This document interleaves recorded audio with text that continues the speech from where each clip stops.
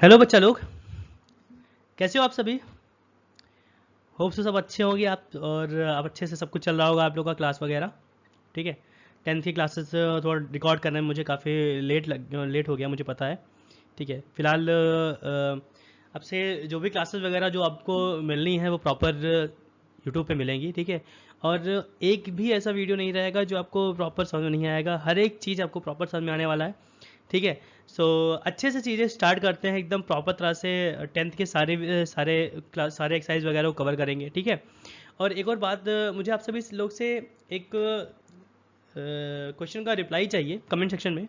ठीक है। कि मैं आज से जो भी चीज़ें प्रोवाइड कराऊंगा वो प्रॉपर आपको रहेगा, लेकिन ये रिकॉर्डेड फॉर्मेट में चाहिए या आपको सीधे सीधे लाइव क्लास में चाहिए। अगर आपको लाइव चाहिए, ठीक है, तो वो ज़्यादा बेटर रहेगा, जिससे हम आपको सामने आमने सामने इंटरेक्ट कर पाएंगे ना। आप कमेंट सेक्शन में कुछ भी बोलोगे, चैट बॉक्स में कुछ भी बोलोगे, तो मैं आपका उसका डायरेक्ट रिप्लाई दे पाऊंगा। ठीक है। बट रिकॉर्डेड में ये होगा कि मैं जो भी होगा वो आपको मुझे डायरेक्ट पढ़ाना रहेगा, डायरेक्ट आपको टॉपिक मिलता रहेगा। ठीक है। तो वो डिसाइड आपको करना है। ठीक है। आप मुझे कमेंट सेक्शन में जैसा आप बोलोगे। ठीक है। अगर आपको डायरेक्ट लाइव पढ़ना है तो यूट्यूब पे आप लाइव आ जाओगे।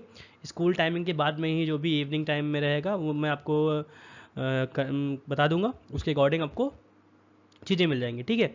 तो फिलहाल के लिए जो सबसे पहले तो एक चीज़ ध्यान रखिएगा कि जो मेरा टेलीग्राम का जो चैनल है ना, उसको जरूर आप ज्वाइन कर लीजिएगा। ठीक है। बिग ब्रेन क्लासेस नाम से जब आप सर्च करोगे, ठीक है, तो आपको ये जो लोगो है बिग ब्रेन का, ये लोगो आपको मिल जाएगा। ठीक है। उसको आप सबसे पहले तो ज्वाइन कर लीजिएगा। ठीक है। टेलीग्राम का जो चैनल है उसको जब आप ज्वाइन कर लोगे तो जो भी क्लासेस, लाइव क्लासेस का जो भी टाइमिंग रहेगा, उसका पूरा लिंक आपको क्या मिल जाएगा यूट्यूब पे। यूट्यूब का जो लिंक होगा उसको आपको मैं टेलीग्राम पे प्रोवाइड कर दूंगा। ठीक है। तो चलिए, ठीक है, फिलहाल के लिए ज़्यादा, अब चूँकि रिकॉर्डेड है तो आपसे कुछ डिस्कशन तो हो नहीं पाएगा ऐसे। ठीक है। इसलिए क्लासेस को सीधे स्टार्ट करते हैं। ठीक है। और बाकी जो भी होगा मुझे आप कमेंट सेक्शन में जरूर बताइएगा। ठीक है। चलिए, तो चैप्टर का जो नाम है वो है रियल नंबर। ठीक है। जो चैप्टर का जो नाम है आपका, क्लास 10 का पहला चैप्टर है रियल नंबर। ठीक है। अब इसको देखते हैं और इसके टॉपिक वगैरह को देखते हैं। ठीक है। चलिए, और एकदम एकदम प्रॉपर तरह से एनसीईआरटी कवर करेंगे, आर डी शर्मा कवर करेंगे। आपको बोर्ड की कोई भी टेंशन लेने की ज़रूरत नहीं है। हर एक एक्स्ट्रा क्वेश्चन से लेकर प्रीवियस ईयर क्वेश्चन सारा हम लोग क्या करेंगे इसमें, यहाँ पर कवर करने वाले हैं। ठीक है। तो चलिए स्टार्ट करते हैं। तो जो आपका सबसे पहला टॉपिक है फंडामेंटल थ्योरम ऑफ अर्थमेटिक। ठीक है। अब ये फंडामेंटल थ्योरम ऑफ अर्थमेटिक होता क्या है। सबसे पहले तो आपको पता होगा कि आपने किसी भी नंबर का फैक्टर, जैसे कि सपोज मैंने एक नंबर लिख दिया 12, तो 12 का आपने फैक्टर किया होगा 2 × 2 × 3। ठीक है। सो ये थ्योरम कहता क्या है। This theorem says that every integer greater than 1 can be represent uniquely as a product of prime number। मतलब किसी भी नंबर को, मतलब 1 से ग्रेटर नंबर कोई भी नंबर अगर मैंने ले लिया तो उसको हम उसके प्राइम नंबर के प्रोडक्ट के फॉर्म में क्या अलग कर सकते हैं, हम रिप्रेजेंट कर सकते हैं। ठीक है। जैसे कि 12 को मैंने रिप्रेजेंट किया 2 × 2 × 3, दैट मीन्स 2⁻²2 × 3। तो ऑब्वियस है किसी भी नंबर को हम प्रोडक्ट के फॉर्म में लिख सकते हैं उसके प्राइम नंबर के। देखो 2 क्या है, एक प्राइम नंबर है, 3 क्या है, एक प्राइम नंबर है। सबसे पहले प्राइम नंबर होता क्या है। प्राइम नंबर क्या होता है आपको पता होगा कि एक नंबर, a number which has only 2 factor, only 2 as a factor, like 2। जैसे कि 2 है, 2 क्या है, वो केवल खुद से कटता है और 1 से कटता है। 3 जो है खुद से कटता है, 1 से कटता है। 5 जो है खुद से कटता है और 1 से कटता है। तो ये सभी नंबर कैसे नंबर हैं, प्राइम नंबर है। तो वही मैं आपको दिखा रहा था कि जितने भी नंबर होते हैं ग्रेटर देन 1, हम उसको प्राइम नंबर के प्रोडक्ट के फॉर्म में रिप्रेजेंट कर सकते हैं। ठीक है। ये सिंपल सा आपका क्या है, पहला फंडामेंटल थ्योरम था। ठीक है। अर्थमेटिक था। ठीक है। चलिए अब हम नेक्स्ट टॉपिक बढ़ते हैं। इसमें कुछ भी बताने वाला कुछ खास नहीं, केवल हम ये ध्यान रखिएगा कि किसी भी नंबर को हम उसके प्राइम नंबर के प्रोडक्ट के फॉर्म में ले सकते हैं। ठीक है। चलिए तो अगला टॉपिक है HCF and LCM using prime factorization method. अब जैसा कि आप समझ रहे हो कि जैसे कि मैंने अभी आपको बताया, मान लीजिए मैंने 36 एक नंबर ले लिया और एक नंबर ले लिया 54। ठीक है। 36 और 54 का अगर मुझे एलसीएम और एचसीएफ फाइंड करना है तो क्या करेंगे, चूंकि यहाँ पे मैं किस मेथड का यूज़ करूँगा, प्राइम फैक्टराइजेशन मेथड का यूज़ करूँगा, ठीक है। आगे अभी एक चैप्टर, एक टॉपिक, एक और मेथड पढ़ोगे, यूक्लिड्स डिवीजन लेमा पढ़ोगे, है ना, उससे भी आपको क्या निकालना है, एचसीएफ निकालना है। फिलहाल के लिए मैं प्राइम फैक्टराइजेशन मेथड का यूज़ करूँगा। तो मैंने इसका प्राइम फैक्टर किया है 36 का, तो क्या आएगा, 2 इंटू 2 इंटू 3 इंटू 3, ठीक है। It means we can write 36 as 2 raise to the power 2, देखिए 2 कितनी बार है, 2 बार है, into 3 raise to the power 2, ये भी क्या है, 2 बार है, ठीक है। सेम है, अगर मैंने 54 का प्राइम फैक्टर किया तो 2 इंटू 27 जा होता है 54, 3 9 जा, 3 3 जा एंड 3 1 जा, ठीक है। So 54 can be written as 2 into 3 raised to the power 3. अब अगर मुझे SCF फाइंड करना है इन दोनों नंबर का, SCF ऑफ 36 एंड 54 अगर मैं फाइंड कर रहा हूं तो SCF में क्या करते हैं कि जो सबसे छोटी पावर होती है, जैसे मान लीजिए 2 और 2, देखिए 2 रेज टू द पावर 2 और 2 दोनों में जो सबसे कॉमन होगा वही क्या होगा, एचसीएफ हो जाएगा। तो कॉमन क्या है, 2 रेज टू द पावर 2, और 2 में क्या कॉमन है, 2 कॉमन है। ध्यान रखिएगा, लीस्ट पावर लेते हैं, ध्यान रखिएगा, ठीक है, सबसे छोटी पावर लेते हैं किसी नंबर का। अब सेम है 3 raise to the power 2 and 3 raise to the power 3 में सबसे छोटी पावर क्या है, 3 रेज टू द पावर 2 क्या है आपकी सबसे छोटी पावर है, तो 3 रेज टू द पावर मैंने 2 ले लिया यहाँ पर। अब देखिए यहाँ पे क्या हो जाएगा, 2 इंटू 3 3 जा 9, तो 9 2 जा क्या हो जाएगा 18, क्या हो गया आपका एचसीएफ आ गया, ठीक है। 18 क्या आ गया आपका एचसीएफ आ गया। सेम है अगर मैंने एलसीएम फाइंड करना है, अगर मुझे एलसीएम फाइंड करना है 36 एंड 54 का, तो जैसे आपने देखा कि एचसीएफ में मैंने सबसे छोटी पावर लिया था 2 और 2 raise to the power 2 and 2 में मैंने सबसे छोटी पावर लिया था 2 लिया था, and 3 raise to the power 2 and 3 raise to the power 3 में मैंने सबसे छोटी power 3 raise to the power 2 लिया था। तो एलसीएम में क्या लेंगे हम, सबसे बड़ी पावर लेंगे, जैसे 2 रेज टू द पावर 2 और 2 में सबसे बड़ी पावर 2 की क्या है, 2 रेज टू द पावर 2 है, तो ये ले लेंगे 2 रेज टू द पावर 2, ठीक है। Again 3 raise to the power 2 and 3 raise to the power 3 में सबसे बड़ी पावर 3 की क्या है, 3 रेज टू द पावर 3 है। अब इसको हम सॉल्व कर लेते हैं, 2 raise to the power 2 that is 4 और 3 raise to the power 3 that is 27, ठीक है। तो अब देखिए यहाँ पर 4 इंटू 27 दैट इज 108, ठीक है। तो ये क्या हो गया आपका एलसीएम हो गया, ठीक है। तो इस तरह से हम एचसीएफ और एलसीएम प्राइम फैक्टराइजेशन मेथड से हम निकाल सकते हैं, ठीक है। चलिए अब नेक्स्ट टॉपिक पढ़ते हैं, और भी एग्जांपल वगैरह देखेंगे अभी, ठीक है। तो जैसे अभी आपने देखा कि जब मैंने 36 एंड 54 का एचसीएफ निकाला तो क्या आया था आपका 18 आया था, और एलसीएम जब मैंने निकाला था तो कितना आया था 108 आया था।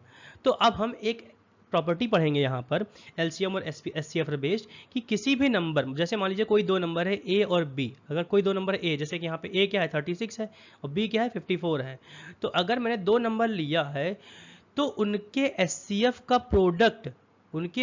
प्रोडक्ट जो होगा उन दोनों नंबर के प्रोडक्ट के क्या होगा, इक्वल होगा, ठीक है।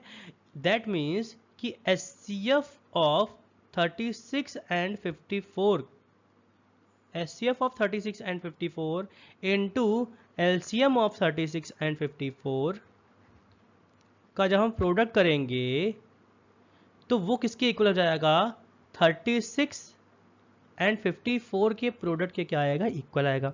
अब देखिए HCF अभी हमने निकाला, HCF क्या है 18, तो इसकी जगह पे अगर मैंने 18 रख दिया, और LCM मैंने क्या निकाला था 108, तो उसकी जगह पे अगर मैंने 108 रख दिया तो वो इक्वल होगा किसके, 36 इंटू 54 के क्या आएगा, इक्वल आएगा। अब सपोज क्या मुझे इंटू करना है, अब 18 इंटू 108 जब करेंगे तो क्या आएगा, 18 8 जा 144 दैट इज 44 एंड 18 1 जा 18 कैरी 119, ठीक है। तो क्या आएगा 1944 आ जाएगा।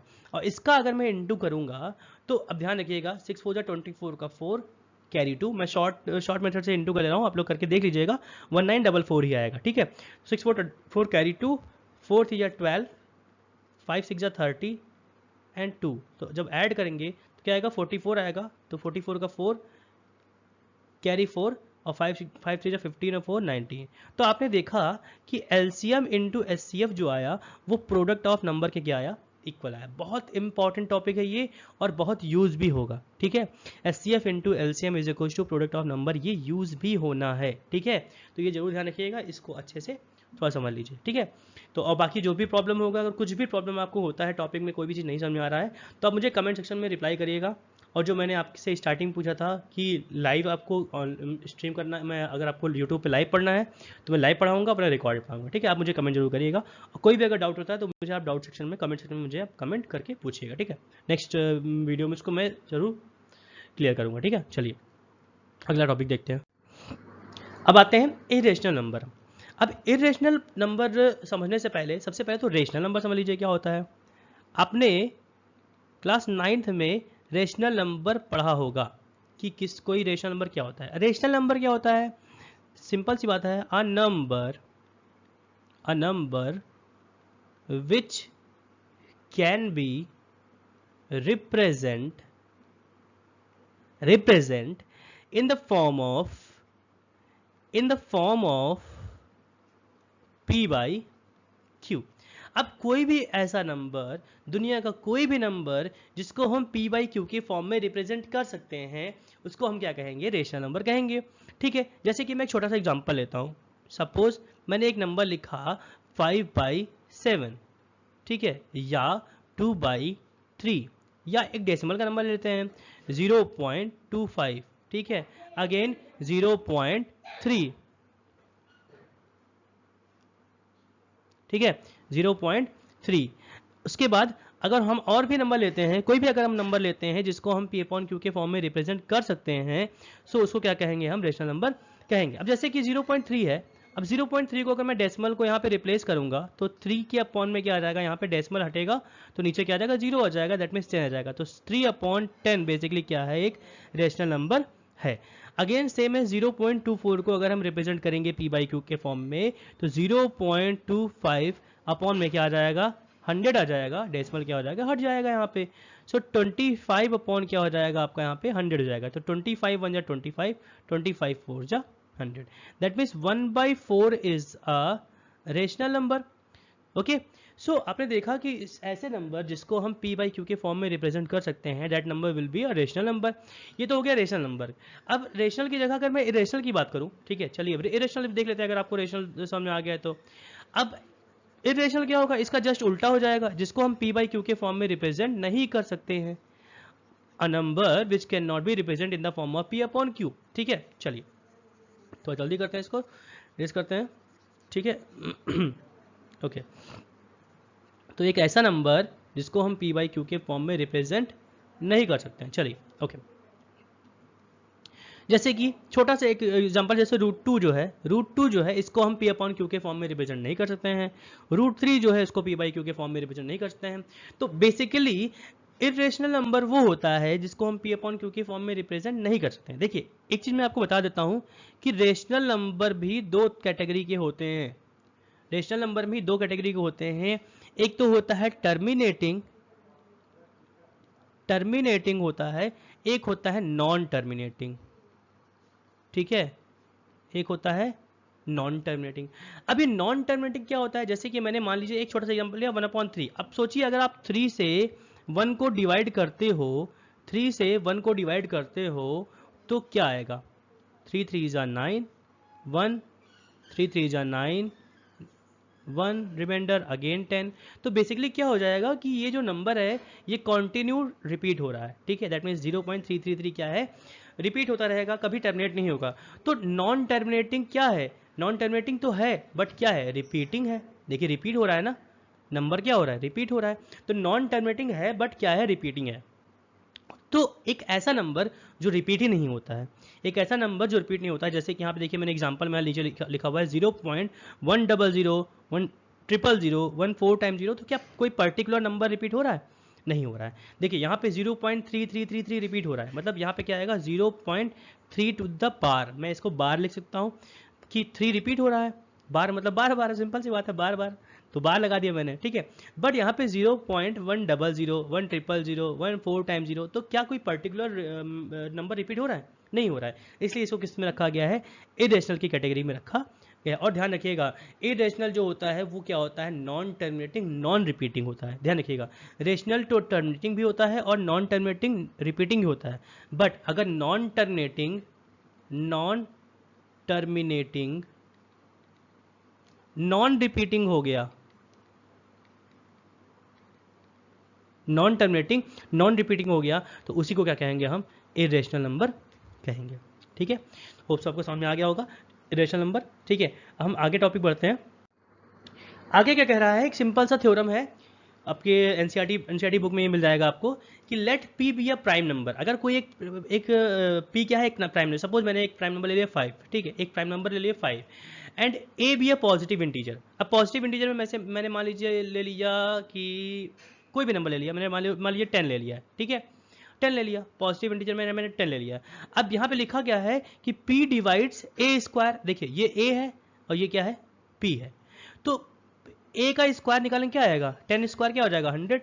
तो ध्यान रखिएगा कि अगर p जो है a स्क्वायर को डिवाइड करता है, देखिए a स्क्वायर क्या है 10 है ना, 100 है ना, तो 100 को अगर मैं 5 से डिवाइड करूँ क्या हो जाएगा, डिवाइड हो जाएगा। तो यहाँ पे प्रूफ क्या होता है कि अगर a स्क्वायर जो है p से डिवाइड होता है तो a भी p से क्या होगा, डिवाइड होगा।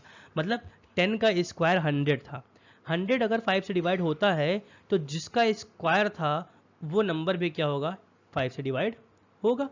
सिंपल सा थ्योरम है कि if 10 square is divisible by 5 so 10 is also divisible by 5। Again अगर मैंने कहा 5 स्क्वायर जो कि क्या होता है 25, तो अगर 25 5 से डिवाइड होता है तो जो 5 था वो भी 5 से डिवाइड होता है। तो सिंपल सी बात ये है कि किसी भी नंबर का अगर स्क्वायर किसी प्राइम नंबर से डिवाइड होता है तो वो नंबर भी क्या हो जाएगा, उस प्राइम नंबर से डिवाइड होगा। बहुत इजी सा कॉन्सेप्ट था। एक छोटा सा एग्जांपल और लेकर दिखाता हूँ। सपोज मैंने लिखा 6 स्क्वायर, तो 6 स्क्वायर कितना होता है 36। तो 6 स्क्वायर जो है 3 से डिवाइड होता है, 6 का स्क्वायर 36, देखिए 36 को 3 से डिवाइड करेंगे कितना आ जाएगा 12 आ जाएगा। तो 36 जो है 3 से डिवाइड होता है और 36 किस नंबर का स्क्वायर था, 6 का स्क्वायर था, तो 6 भी 3 से डिवाइड होगा। मतलब अगर 3 से 6 का स्क्वायर डिवाइड होता है तो 6 भी 3 से डिवाइड होगा। ये आपका क्या है, एक थ्योरम है जो कि आपका आगे क्वेश्चन सॉल्यूशन में यूज होने वाला है। ठीक है, चलिए होप से समझ में आया होगा। अगला टॉपिक बढ़ते हैं और अगले टॉपिक को समझते हैं। और ये अभी के लिए ये जो पहला वीडियो है मैंने केवल कॉन्सेप्ट इसमें कवर किया है। अभी मैं कोई भी क्वेश्चन कवर नहीं कर रहा हूँ। आप जैसा रिप्लाई करोगे उसके बाद मैं आपको क्या करूँगा, आप आगे एक्सरसाइज वगैरह का वीडियो क्या करूँगा, प्रोवाइड कराऊंगा। ठीक है, तो चलिए फिलहाल अभी के लिए पढ़ते हैं यूक्लिड्स डिवीजन लेमा। अब ये यूक्लिड्स डिवीजन लेमा क्या होता है, ठीक है। यूक्लिड्स जो है एक आपका मैथमेटिशियन है, ये आपका देखिए फोटो लगा हुआ है यहाँ पे, है ना। अब यहाँ पे ये जो यूक्लिड्स मैथमेटिशियन थे, ये जो मैथमेटिशियन थे, इन्होंने क्या किया है कि इनका ज्योमेट्री में बहुत बड़ा रोल था। ठीक है, ठीक है, और ये फादर ऑफ ज्योमेट्री है। ठीक है, फादर ऑफ ज्योमेट्री भी इनको कहा जाता है। ठीक है, सो फादर ऑफ ज्योमेट्री इन्होंने क्या किया था कि एक लेमा, एक रूल निकाला था, डिवीजन पर एक रूल निकाला था। एक लेमा मतलब होता है प्रीमेड थ्योरम जिसको कहते हैं, प्रीमेड रूल कहते हैं, जो इन्होंने दिया था। इस रूल में क्या कहा गया था, आपने छोटे क्लास में पढ़ा भी होगा, that dividend is equals to divisor into coefficient और प्लस रिमाइंडर। ठीक है, dividend is equal to divisor into coefficient plus remainder. ये जो आपने रूल पढ़ा था छोटे क्लासेस में, ये रूल किसने दिया था, इन्हीं यूक्लिड्स मैथमेटिशियन जो थे ग्रीक के, इन्होंने ही आप इसके बारे में रूल लिखा था ये। ठीक है, अब इनका रूल क्या था, इन्होंने इसी को क्या लिख दिया, a is equal to B Q plus R का फॉर्म दे दिया। इसको डिविडेंड को लिख दिया a, डिवीजर को लिख दिया b, इनटू कोएफिशिएंट को लिख दिया q और रिमाइंडर को लिख दिया r। ठीक है, अब यहाँ पर इन्होंने ये जो रूल दिया है, इसमें एक चीज़ ध्यान रखिएगा, आप जानते हो कि डिवीजर मतलब जिससे हम डिवाइड करते हैं, और जिससे हम डिवाइड करते हैं तो कभी भी जो रिमाइंडर होता है वो उससे बड़ा नहीं आता है, उससे छोटा ही आता है। तो आर का जो आज आर की जो कंडीशन हो गई, आर जो होता है वो 0 से बड़ा आता है या 0 के बराबर आता है। रिमाइंडर देखिए 0 आता ही नहीं आता है, अगर आप किसी नंबर को डिवाइड करते हो रिमाइंडर 0 भी आता है, और कभी कभी क्या होता है रिमाइंडर बचता भी है, 0 से बड़ा भी रिमाइंडर आ जाता है। बट जो आर होता है वो कभी भी डिवीजर से बड़ा नहीं होता है। डिवीजर मतलब बी, यहाँ पे बी को डिवीजर लिया गया है, तो बी से हमेशा क्या होगा, आपका आर की वैल्यू क्या होगी, हमेशा छोटी होगी। जैसे कि मैं एग्जांपल लेता हूँ, जैसे मान लीजिए अगर मैंने 3 से 10 को डिवाइड किया, सो 3 3 जा 9, ठीक है, कितना जाएगा रिमाइंडर 1 आया। तो जिससे मैंने डिवाइड किया था ये रिमाइंडर क्या है, उससे छोटा आया कि नहीं आया। और अगर कोई एग्जांपल है, मान लीजिए सपोज मैंने 11 से 3 को डिवाइड किया, मतलब 3 से 11 को डिवाइड किया, तो 3 3 जा अगेन 9, रिमाइंडर क्या है 2 आया। तो देखिए रिमाइंडर अभी भी क्या है, छोटा है। फिर से अगर मैंने 12 ले लिया, अब देखिए 12 अगर मैं ले लूँगा तो 3 से क्या हो जाएगा, पूरा पूरा डिवाइड हो जाएगा, तो रिमाइंडर क्या आ जाएगा, 0 हो जाएगा। तो ये 0 के बराबर आता है कि नहीं आता है, देखिए 0 के बराबर रिमाइंडर की वैल्यू आता है, और 0 से बड़ा भी आता है, देखिए 1 आया, यहाँ पे 2 आया। बट 3 से डिवाइड किया तो क्या 3 आया, नहीं आया, 3 नहीं आ सकता है। तो ये ध्यान रखिएगा कि रिमाइंडर जो होगा, जो भी रिमाइंडर होगा वो क्या होगा आपका बी से या डिवीजर से क्या होगा, हमेशा क्या होगा, वो वैल्यू रिमाइंडर की छोटा छोटा होगा। ठीक है, सिंपल सा कॉन्सेप्ट है, आपको समझ में आया गया होगा कि R should be greater than और equals to 0 and less than B. ठीक है, अब इसी रूल की हेल्प से हम लोग क्या फाइंड करेंगे, आपका HCF फाइंड करेंगे, किसी भी नंबर का HCF फाइंड करेंगे। ठीक है, तो वो अब टॉपिक देखिए HCF वगैरह निकालना जो भी चीज़ें हैं, मैं उसको आप अगले वीडियो में कवर करूँगा। मेरे अकॉर्डिंग आपकी अगर लाइव क्लासेस की जाएंगी तो बहुत बेटर रहेगा, मैं आपसे आपका कमेंट वगैरह देख पाऊंगा, आपके डाउट वगैरह डायरेक्ट मैं आपका ले पाऊंगा, उससे आपको प्रॉपर चीज़ें क्लैरिफाई कर पाऊंगा। ठीक है, बट ऐसे रिकॉर्डेड फॉर्मेट में क्या होता है, प्रॉब्लम ये होता है कि मैं आपको आपके कमेंट्स तो देख नहीं रहा हूँ, वो तो आपका कमेंट मैं बाद में देखूंगा। ठीक है, तो उससे होता ये है ना कि मैं आपके जो प्रॉब्लम्स है उसको बाद में सॉल्व कर पाऊंगा, इन कंपेयर टू डायरेक्ट नहीं सॉल्व कर पाऊंगा उसको। ठीक है, तो फिलहाल आप क्या करिएगा, आज का वीडियो ये देखिए, है ना, इससे जो भी चीज़ें आपको समझ में आई होगी समझिए अच्छे से, और जो भी प्रॉब्लम होगा मुझे कमेंट सेक्शन में ज़रूर बताइएगा। और हाँ, आपको मैं बार बार पूछ रहा हूँ कि आपको अगर लाइव पढ़ना है तो आप मुझे कमेंट सेक्शन में एक बार लिख दीजिए सर मुझे लाइव चीज़ें कवर करिए। ठीक है, तो मैं आपका चीज़ें लाइव कवर करूँगा। ठीक है, तो ठीक है, ओके, थैंक यू। होप्स आपको चीज़ समझ में आया होगा। और हाँ, एक और चीज़ मैं आपको फिर से बता दे रहा हूँ कि आपको मेरा टेलीग्राम चैनल, आपका बिग ब्रेन क्लासेस नाम से आपको क्या मिल जाएगा, आपको मेरा क्या मिल जाएगा, टेलीग्राम पे चैनल मिल जाएगा। ठीक है, सो उसको ज्वाइन कर लीजिएगा। बाकी वहाँ पे भी आप मुझे कोई भी कमेंट कर सकते हैं, और जो भी क्वेश्चन वगैरह होगा, डेली प्रैक्टिस क्वेश्चन वगैरह, मैं वहीं पे आपको क्या करूँगा, प्रोवाइड कराऊंगा। ठीक है, और जो भी यूट्यूब पे क्लासेस होनी होगी उसका लिंक भी आपको वहाँ पे मिल जाएगा। ठीक है, तो ठीक है, थैंक यू, इतना आज के लिए काफ़ी है, और जो भी होगा आप मुझे कमेंट जरूर करिएगा। ठीक है, चलिए, ओके, थैंक यू।